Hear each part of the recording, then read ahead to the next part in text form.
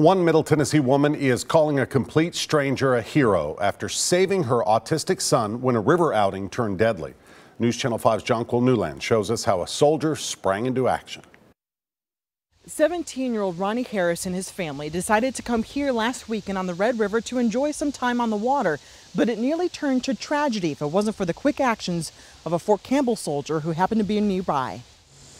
If it wasn't for Tim, today would be a really hard day. Recalling the events that happened on Sunday still bring Martie Weeks to tears.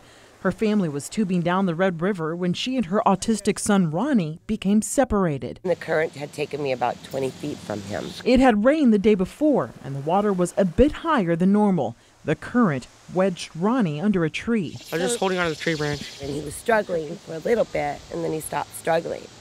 And there was no more struggle. And I'm screaming for him to stand up. Martie's screams could be heard up the river, where U.S. Army Staff Sergeant Timothy Hansen and his family were enjoying the day. My mother, she's the one that heard it, and I turned over and I see her face shriek.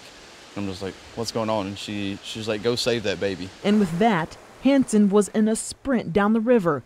He grabbed Ronnie and spent several minutes getting him to shore, but for a moment, Ronnie was not breathing. To be helpless and watch your child.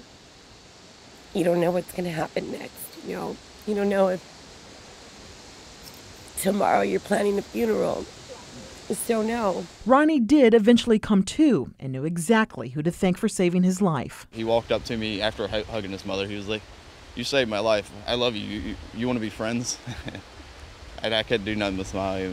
Martie considers Hansen a hero, a term he isn't the fondest of. Being a hero, that's a very hard title to earn, and I feel like I was just right place, and I was able to help out a bad situation. There's no words, there's no action that I could ever do to show that gratitude. In Clarksville, Jonquil Newland, News Channel 5.